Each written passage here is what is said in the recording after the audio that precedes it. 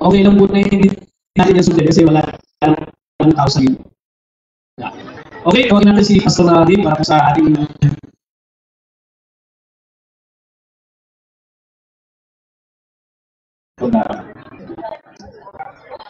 Praise the Lord. Kumusta po kayo lahat? Ang sagot ay mas mabuti kaysa dati. Okay, so ngayon po ay habang hinihintay po ng lahat ang eclipse, especially sa American po, ay isa pong mapagpapakalaw sa bawat isa. Pinagin niyo na po ba yung mga katabi ng mapagpapal ng tao po? Ayan, so yun po ay isang araw din po, binibigay ka. Kaya ganda din po na tayo po kaya magbakon ng pagkakiling spiritual kung tayo po ay para sa spiritual ang inyong paninig sapagkat ang ating babasahin sa araw na ito ay isang awit ng pagtitingala sa Diyos. We know and we believe that last week nagkaroon po ng at least 7.2 sabi nilang 7.7 magnitude sa Taiwan earthquake. At ito po ay kasundan ng nakaraang araw sa malaking magnitude po ng nandun sa Amerika. At alam niyo po ba kahapon, ang usap-usapan po especially ng pillbox ay pinag-aaralan po nila 7 days to 10 days. Makinig po tayo, 7 to 10 days from yesterday, ang West Valley Philippine Fault Line. Ipanalangin po natin sa araw nito na hindi po yun matutuloy. Alam ko po, alam niyo po yung tinatawag na Big One, that is why many years ago, marami po mga evacuation centers ang iniakita ng ating bansa. Sa Mandaluyong po, nakaready po ang Wakwak Golf Course. Kaya hindi na po kami sa nakakapag-golf ng pero dito po sa atin, kaibigan ang Laguna, hindi man po tayo ganoon ka-prepared, pero marami po tayong mga open places. Ang isa pong standard natin today is the prayer. If you are familiar sa awit chapter 91, yung Psalms 91, ito po ay malimit na binibigong prayer. Because this is the prayer ng pagtitiwala natin sa Diyos at ang dahil ng lumalatan ay paghahain ng Diyos kung ano ang ito ang hindi magalal upang ang West Van Fault kasi po ang West Van Fault line ay binubuo po ng probinsya ng Bulacan down to Metro Manila kasama po sa ating bayan ng Malawigan na ang Pagkuyaw. Kung saan po ito nakakita. Especially ang Kasile Park, yung pangalan ng Tagaytay. Pero ito po ang ating pong nais na ibamagi sa araw nito ay yun po, share to you, babasahin niyo po ang purong salita ng Diyos written in Psalm 91, Tagalog po siya. Sabi po dito, siyang nagkasangan ng pagkumpok ng kataas-taasan at nanatili sa kanilin niyong makapangyarihan, makapagsasabi sa kanyang Panginoon, buog ka at tahanan. Ikaw ang aking Diyos, ang Diyos na kami kong pinagpitiwalaan. Ikaw ay inintas niya sa panganib, sa umang nabitan, at kahit anumang mabigat na salot, di ka magdaranas. Verse 4, lulukuyan niya ng lilim ng kanyang malabay na pagpag, sa kalingan niya ay natitiyak mo na ikaw ay ligtas. Iingatan niya at ipagsasanggalang pagkat siya ay tapat. Pagsapot ng gabi, di ka matatakot sa anumang bagay, maging sa kakawang biglaang paglusog, pagsapot ng araw, ni sa atupamang darating ng salot, pagkagat ng dilim, naalala ko po yung bagong vibes mo ngayon na kumakala na po ano yung kakapon, nagkakapes. So, sa kibuyo po, marami na rin instances ng mga bata na nakakaranas po ngayon. Sabi mo dito, kahit na mabuwakay sa iyong harapan ang 1,000 tao, sa iyong paligid, ang bilang ng patay, maging 10,000, di ka matatakot at natitiyak mo di ka maano. Ikaw ay nagmamasid at sa panonood iyong mamamasdan, iyong masasama ay makikita mo kung pinarurusahan sapagkat si Yahweh ang iyong ginawang tagapagsanggalang at ang pinili mong mag-iingat sa iyo. kataas-taasan. Actually, this is a son of Moses. Si Moses po ang umawit ng Psalm 91 nung siya po ay galing sa bundok Sinai habang bumababa po siya at ang panganib na bundok. Di mo aabutin ikay mapahama at walang darapan kahit anong kuling mga panganib sa iyong kahalan. Susubukin niya ang maraming anghel. Hindi po ha, makinig po tayo. Susubukin niya ang maraming anghel. Sila'y susubaybay kahit sa undako ikaw maparoon, tiyak ingatan. Sabi pa po sa kanilang palad, ay itarayo sila'y makatataas na hindi masaktan ang paamong sa mga batong matalas. Kahit ang tahakan mo ay mga nilong, ahang sa mabagsik, di ka makatanto sa mga stelperte at nilong mababangis. Ang sabi ng Diyos, dito na po tayo mag-iyon, Diyos na pag-iusin at pag-iusin, sino po ang pag-iusin na pagkawala ang pag-iusin ng Panginoon? Verse 14, ito po ang sabi ng Diyos, aking tinakas ang tapat sa akin. Iingatan niyo ang sino ng taong ito'y kilalanin. Pag sila'y kumawag, lagi kong handa na sila'y kumilan. Aking sasamahan at aking at pati ang kanilang mga hinaril at saklokan. Aking ililigtas ang bawat isa ay pagkalangalan. Last verse, sila'y bibigyan ko gagantimpalaan ng mahabang buhay at nakatiyak na ang tatamuhin nila ay kaligtasan. And the Lord, His Word Himself ang magpapala at magbibigay po sa atin ng katiyakan na anuman po ang mga nakabantang mga panganib. Yan lang po ay lindol. Alam niyo po ba, yung mga bata po na nakausap namin ay sabi nila, di ba, total eclipse po ngayon, April 8, eh di mabubunaw na po ang mundo. Alam niyo ang kultura natin, pag nagkakaroon ng eclipse, ang sabi nila mabubunaw na daw ang mundo. Pero ang katotohanan po, hawak ng Diyos ang mundo. Kung paano ito ay walang hanger, kung ito ay walang tungkod o poste, pero nakahang siya. God created everything out of nothing. Pero ang Diyos pa kaya, kung tayo po ang Diyos, hindi po natin papabayaan na maraming magpahamak. That's why today, sama-sama po tayo nanalangin. Hindi po tayo natatakot sa panganib sapagkat alam natin ang Diyos ang maglilitas at pagpapala sa atin. Dahil ng Diyos na may-ari ng langit at lupa, ang Diyos na nagsabi, the earth is the Lord's and the fullness thereof. Kami po ay nagtitiwala, lumapit kami sa iyo, kinikilala ka namin bilang hari ng mga hari, Diyos ng mga Diyos, at Panginoon ng mga Panginoon. Itinatalagan namin sa iyo ang aming mga buhay, sabon ng aming mga pamilya. Lalo din ang lalawigan ng Laguna sa pamumuno ng aming minamahal na Gobernador Ramil Noel Hernandez, ang lahat po ng mga department heads, ang bumubuo Panginoon lahat ng mga opisina, kasama namin mga empleyado, mga ang sabihin. Dalangin namin Panginoon, wherever we are, whatever happens, anytime, Lord God, meron ng Panginoon, malala namin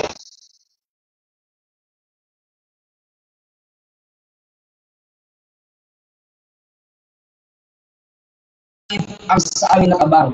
Lord, pagpalain mo po ang bansang Pilipinas, balutin mo na yung makapangyarihan doon, even Lord God, yung tinatawag na Big One o ang West Valley Fault Line ay itinataas namin sa iyo. Maraming salamat po, inaangkin namin ang pagpapala mo, ang pag-ibig ang pagpapala ng Panginoon Jesus at ang pagpapisa ng Espiritu Santo ay sumaaming lahat. In Jesus' mighty name, lahat po tayo nagsasabi namin. Amen. God bless you all. Okay, maraming salamat sa iyo. At ngayon naman, nagdadako tayo sa pinaka-highlight sa ating gagawin ngayong umaga, ang mga pagkakas ng mga tao. At ito ay pangunahan ng tanggapan ng Central Process Office sa Pangulo ng Pilipinas sa Binokang Rodrigo Asbas. Para po naman sa pagkapalagay ng programa, nais natin naging gindaan at pagkakit natin ang magpapadali ng programa si Binibining Emily Dinaran.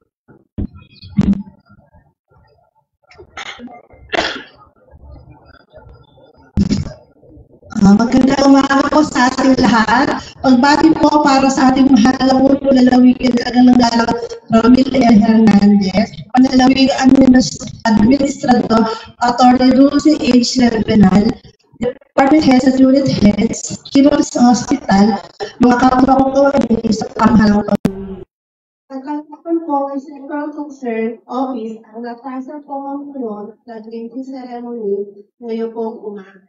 Ang magsisipagdala po ng mga susunod. Invocation po. National Anthem na pangunahan po. Panunong pagkakataon na pangunahan ng Grace po. Panunong po sa kawalingan ng pagkakayalo. Pangunahan ng Rowena yun, bilang ang kagugulan, accomplishment, na pangunahan po na aming masipag at mabait na sa Ginoo Rodrigo T. Bastas. May naman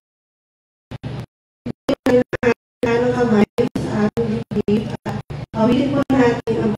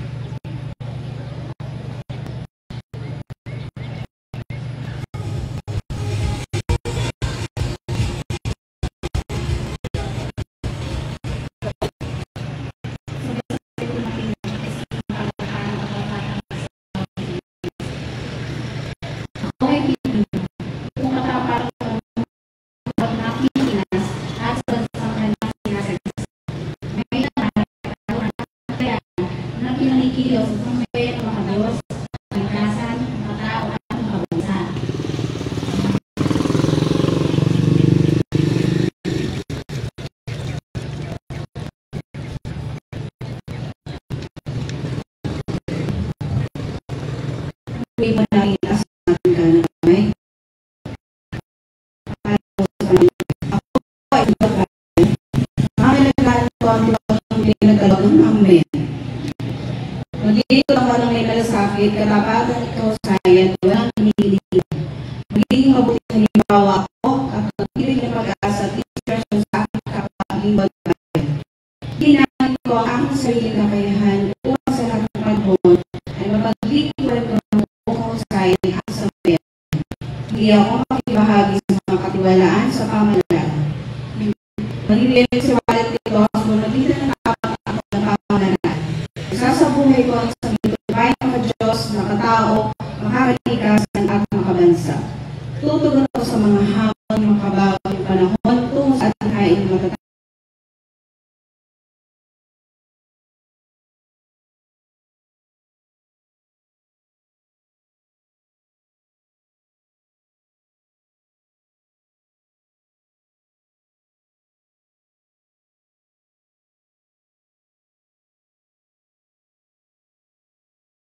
Sa ating kanal para sa panunumpahan ng kredo ng Laudilio. Ako ay taga Laguna na sumusumpang tatalayin ko ang tatak na isang tunay na makadiyos na Lagunilyo. Ikinararangal at ipinagmamalaki ko ang maging isang Lagunilyo. Itakaguyod ko ang mga adhikain ng aking mga dakilang ninuno. Hindi ko ay lumis sa karangalan ng aking lalawigan. Hindi ko ipagpapalit sa dayong kultura ang kalulugot na kultura ng aking kinagasna. ang likas sa yaman ng aking nalubigyan laban sa mapangwasak na gawi at asal. Sisikapin kong maging instrumento ng pagkakaisa, pag-uunawaan at pagmamahalan. Ang lahat ng ito'y gagawin ko hindi sa pagkahiyad ng kasariling kapakinabang, kundi upang maging mabuting halimbawa at pamana na susunod pa sa lahi lang puting mo.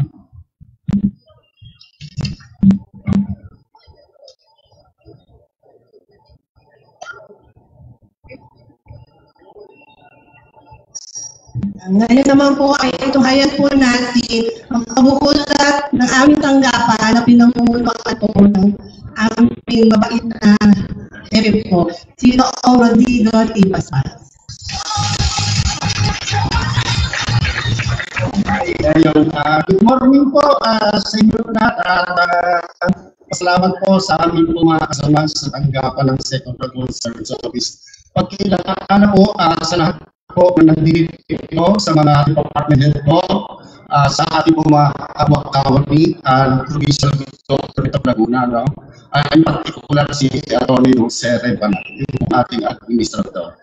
Anyway, muli po ang pagbati po ng aming pong tanggapan ng masaya at magandang umaga po muli. Anyway, may silang naman po ang aming gagawin pag-uulat ngayong umagang ito. Kaugnay po doon sa mga sektor na aming pong pinilusan, ating pong pinagsisilbihan at ating pong pinagsisabisyuan. Meron pong 4 na sektor na nakapokus po ang aming pong tanggapan. Ito po ay yung pong kabayan. Ito po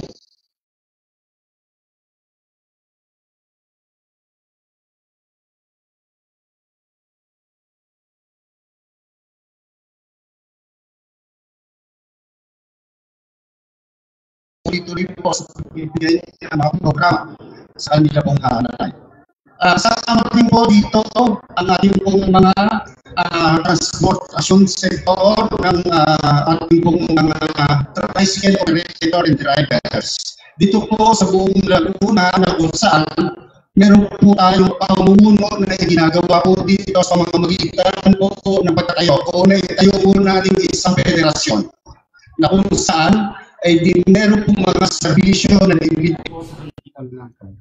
Sabihin na po, dito ang ating po mga bangkay tawag sa ating po mga lalawigan. Sektor ng tawagan na Laguna. Kasama po dito ang 7 days, no? Ganyan po ang ating po mga partners na nakapokus po dito sa kalakal po ng District 4. Anyway, namin bigyan ng pasalamat ang mga pamulo po ng karamihan ng ating pong departamento dito sa KGL na tuloy po ang ugnayan, tuloy-tuloy po ang pagbibigay ng mga training, tuloy-tuloy po ang mga paglulunsad ng livelihood. Especially po doon po sa special livelihood sa pagbubulo po ng mga yung din po, no? Yun po ating nutrition office at pagbubulo po ng mga tayo yun po katanggapan ng tuwag para sa pagbubulo po sa Marlon. Ganyan din po ang matupakong mga departamento katulad po ng PSWD. Meron po mga programa pa po binibigay sa ating po mga mamamayan dito po sa lalawigan ng Laguna katulad ng mga yugas pamimigitan po ng pulong magugnayan po ng scheme of basement. Anyways, ang lahat po ng ating mga programa ilulusag na ito ay nakapatid po ito sa mga puntong programa ng ating government commitments. Tuloy-tuloy po ang servisyo tama ng ating pumibigay ang mabuhay at paminsan.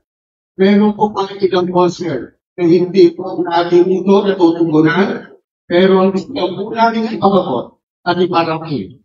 Kung sakain po na meron po mga sektor sa iba't ibang mga kailangan ay hindi po nabibigyan ng pansin, mga ayuda at mga serbisyong nararapat na nakabukas na po ang ating ulakan ang mga para din po ito. Naman po at muli po, magandang umaga po sa inyong lahat. Tuloy po ang serbisyong tama at meron po magpapatuloy na serbisyong tama. Thank you po at tuloy mo rin po muli. Okay, maraming salamat. Tama-tama yung sinabi.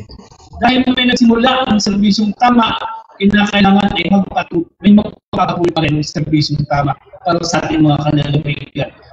Maraming salamat. Pwede ba palagpakan natin ang mga sectoral concern office po para sa kanilang pag-uulat. Bagamat may exit, pero nakita natin na yung pinakabuod at pinakalayo ng kanilang trabaho kung bakit naandyan sila. Ngayon naman, pabagin natin ang susunod, ang ating HRMO officer, si Ma'am Lea Javier. Palakpakan naman natin!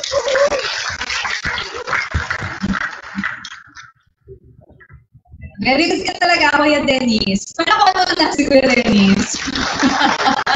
Sir Rod, maraming salamat po at sa pumubuo po ng sektoral. Magandang umaga po sa ating lahat.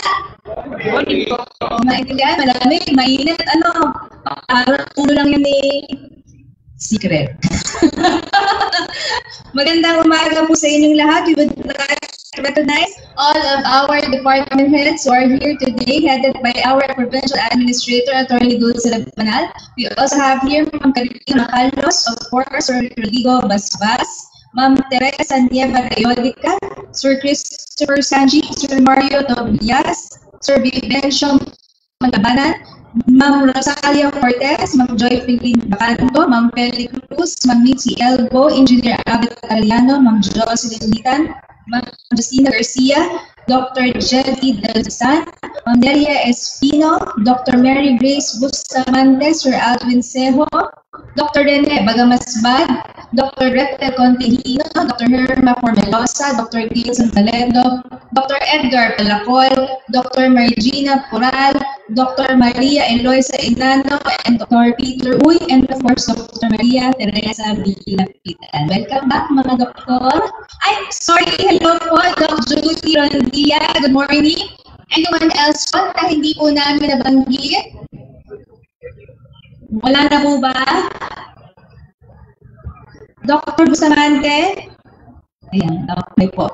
So yun lang po. Maraming salamat po. Again, we would like to remind everyone that yung ating pag-a-attend po ng public ng flag raising ceremony po natin. Paalalahanan din po natin ang ating mga kapwa-kawani to be on time. Okay po, ito lang at tayo makinig po kasama ako sila. Pero kasama ako. Kaya nga paalalahanan po natin ng bawat isa at ating mga sarili. Okay? Okay. Muli-muli magandang umaga. I would like to introduce you to give a special message on behalf of our Governor Ramiro Hernandez, our Provincial Administrator, Attorney Dulce Banal.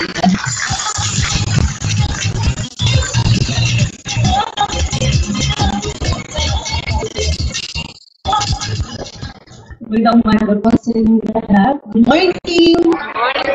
Good morning everyone! Siyempre, of course, pangalan po na natin Gobernador Ramiro Hernandez. Sabi nga Dennis, ang simula ng serbisyong tama. Inikilala po natin mga department heads, unit heads, assistant department heads, at siyempre po ang aking mga kapwa-kawani sa pamahalang Panlalawin ng Laguna. Magandang umaga po. Siyempre, nais natin kilalanin ang Sectoral Concerns Office sa ating host na yung flag raising ceremony. Alam mo, in our pursuit for progress as a building, the contribution of every department is pero ngayon, the spotlight shines upon the Sectoral Concerns Office sa kanilang mga achievements and accomplishments. Kasi nung report ni Sir Rod Basbas, pero alam nyo, yung kanilang mga ginagawa sa ating mga sektor ay tunay namang nararamdaman. Okay. Kaya kay Tita Ellen din, Alcantara, na ating kasama ever since, sa servisyong pangkababaihan at ang lahat ng ating mga leaders sa ating sectoral. Thank you very much sa inyong binibigay na effort sa lahat ng programa na ipatupad natin sa Provincial Government Laguna dahil sa pangunguna ng ating Sectoral Concerns Office. At napakarami ng pwede pa natin gagawin ng mga programa. I hope na mag-contribute natin yung ating mga programa sa ating sectoral concerns. Okay? So, sa inyo lahat, thank you very much. Sa lahat ng mga empleyado natin sa Sectoral Concerns Office, andyan, hindi lang mga babae nandyan, pati mga babae, of course, kay Sir Roldas Baas, maraming salamat po sa inyo lahat. Sa ating mga empleyado, sabi nga ni Ms. Lea, dapat maaga tayong pumapasok. No? O, di ba? Mga empleyado. Opo. Sabi ni Sandy, maaga doon, maaga kami. It's Ms. Lea, bisan nalilito. Well, anyway, itok lang na natin flag raising ceremony, kaya I hope that next time we will be here at 8 a.m. Yung tinatanong sa amin ni Chris Haji kanina, iba before nag-announce si Bob na naipasa na po sa mundo niya palawigan ang budget natin for performance-based bonus. Kaya lang hinihintay pa natin yung DBM and the ILG. Pero I think naka-receive ako ng letter from the ILG, no? Na meron na silang approval for us to grant the PBB, but we are waiting for the guidelines from DBM. Tapos nakita ko din, pinormal sa akin ni Jo, there is already a guideline for the release of our clothing allowance amounting to 7,000 pesos. So may budget na tayo dyan. So 7,000, you can start the processing of our documents para ma-release na po yung clothing allowance today o kahit kailan siya maging available. No? So, okay? Kung masaya na kayo, nagagdagan pa naman ako sa ating clothing from 6,000 before. So yeah, I hope this is a good news for everyone. Pagpatuloy lang po natin ang servisyo ng tama. Thank you very much. Good morning. God bless you everyone. Thank you.